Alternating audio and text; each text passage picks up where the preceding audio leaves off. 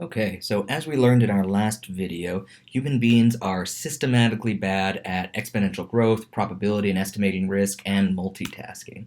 But there are other kinds of ways that we are also biased in thinking that we know more than we actually do, particularly, again, in the social sciences. And one of them that you've probably heard before is confirmation bias. Confirmation bias is the idea that we seek out information that is consistent with and ignore information that is in contrast to our personal thoughts and feelings, our personal biases that we already have. We all have biases that we come from, where we grew up, the languages that we speak, the people that we know, and everybody has confirmation bias. So, not seeking out objective facts, interpreting information to support your existing beliefs, only remembering details that uphold your own beliefs, and ignoring information that challenges your belief are all good examples. So, there, as I have this little graph at the top, I'm always losing my mouse.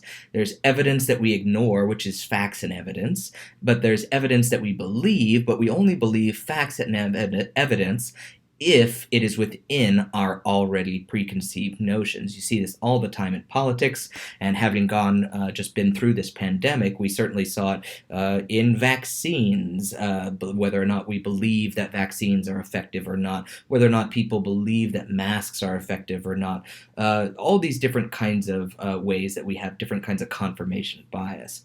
So I'm going to ask you a question. What are some examples of times in which your own thinking was affected by confirmation bias? Can you think of any examples when your own thinking was affected by confirmation bias? And do you think engaging in confirmation bias is overt, or is it more subconscious? What do you think?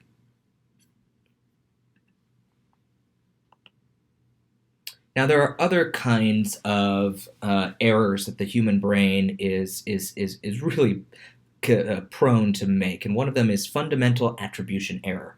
And I've got a lot of examples of this. So again, we're talking about transportation. So a fundamental attribution error is an individual's tendency to attribute another's actions to their character or personality, while attributing their own behavior to external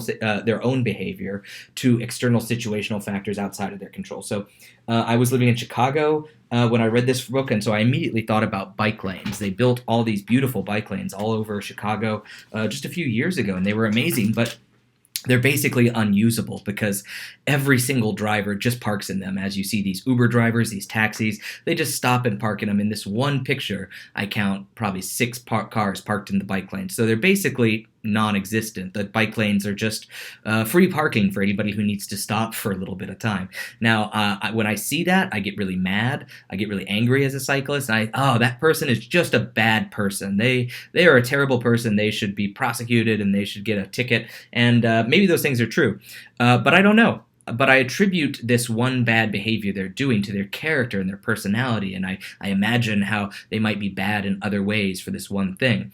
And yet, I've had to put my flashers on and go into the bike lane before too. I'm not proud of it, but it's something that I have done. And I was like, oh, there's this thing going on. I'm in this big hurry, and there's no way to park, and I don't want to go around the block. And I've had to do it. I probably do it a lot less than the typical Chicago driver.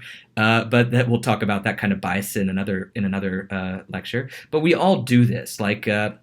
Has anybody ever been going over the speed limit on the freeway, and the speed limit's 70 and maybe you're doing 75, and then somebody passes you doing 80 and you think, "Oh, what a huge jerk."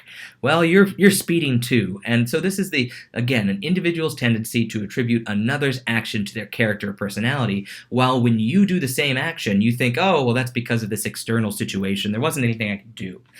Think about the same thing when I see somebody run a stop sign, and yet I've probably accidentally rolled through a stop sign without coming to 100% of a stop. And when I'm saying, I'm not trying to minimize this. People should not park in bike lanes. People should not speed. People should not stop at stop signs. But we're humans, and we make mistakes. But the way we justify our errors is different based on this fundamental attribution error. So in other words, you tend to cut yourself a break while holding others 100% accountable for their actions.